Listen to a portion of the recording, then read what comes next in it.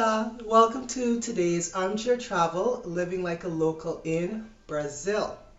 So for today's adventure, I was inspired by the Afro-Brazilian martial art form capoeira and a little history about it. It was developed by the enslaved probably about early 16th century and then made illegal after May 13th, 1888, when slavery was abolished in Brazil.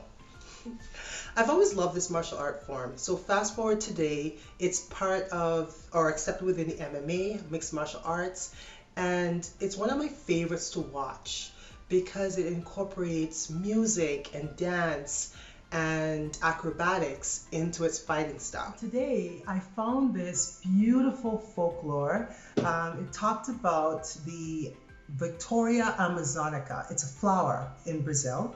Of this young girl who wanted to dance for the goddess Jossi. She was desired by people in her tribe, but she was focused. That was her only desire, was to become a disciple. CU History has the full animated clip, and it is beautiful. I'm only going to share a small segment of it, which was my favorite part, and I hope you enjoy it. Naya had no doubts whatsoever and threw herself into the goddess's arms. But actually, this was not the true goddess, just the reflection of the moon in the water. Naya, who was already weak, ended up drowning in the river. The goddess Jossi was moved by Naya's death. The moon turned the young woman into a beautiful water flower. And during the night, Naya could finally dance with the moon when she was reflected in the waters.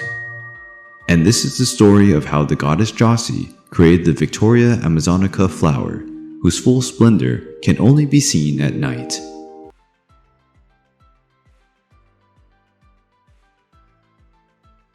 Starting with the Brazilian style of Samba, you start with your feet forward, your hips also forward, and you want to roll your shoulders back in a very proud, confident position.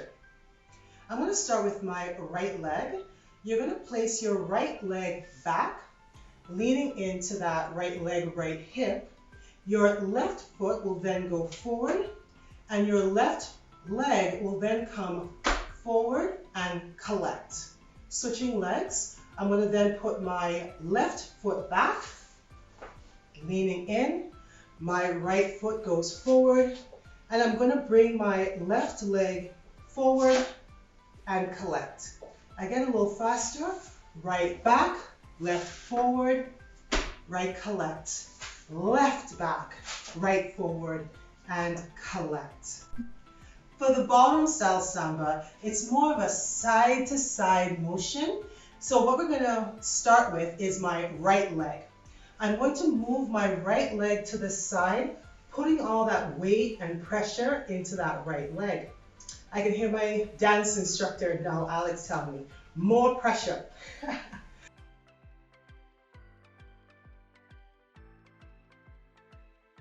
We're going to be talking about the festivals in Brazil, especially Carnival. And when is Carnival? Is that not coming up? It is. Actually, it's this Saturday. Mm-hmm. Actually, it started on Friday. Mm-hmm. Friday afternoon till Wednesday at noon. And so the last day of Carnival, it's called Ash Wednesday. Okay. Yeah, and it's the beginning of Lent. That it's 40 days before Easter. Mm-hmm. Easter, right? Easter, yes. yeah.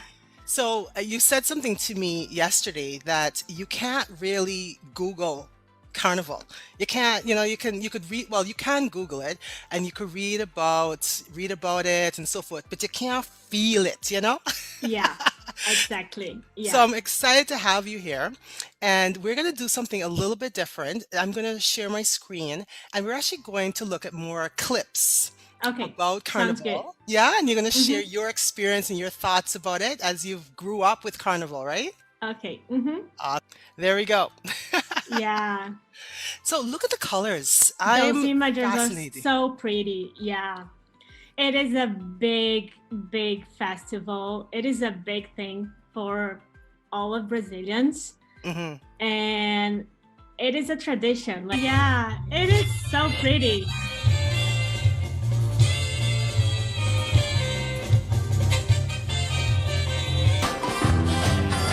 This is familiar. Yeah.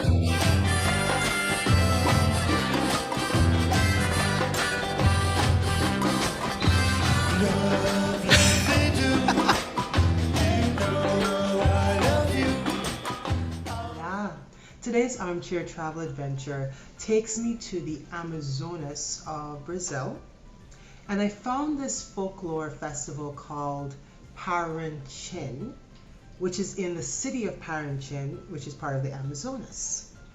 In this particular festival, it's a local legend about the resurrection of an ox. The blue team is called Caprichoso, and the red team is called Garantido. So the two teams compete, the Garantidos versus the Caprichosos, and they compete in the retelling of the story, the local legend, the music, the singing, there's parades, and they try to outdo each other.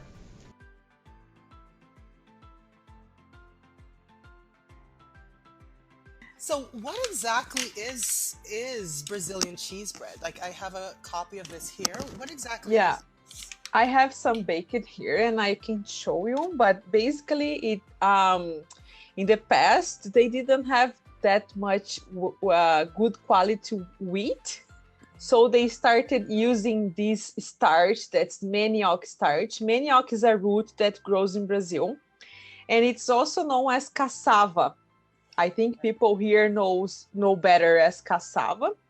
So they had a lot of this starch instead of the wheat, and then they started making breads in the past, like 1800s, and so nowadays it's very popular in Brazil.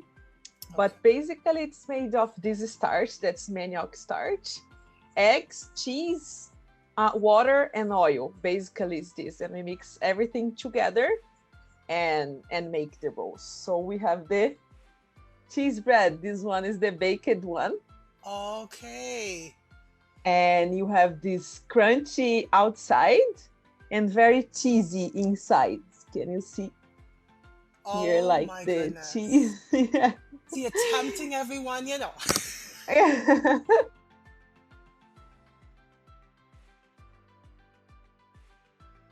Let's try this together. All right, so I'm going to take my feijoada with a little bit of that crunch, with a little bit of rice.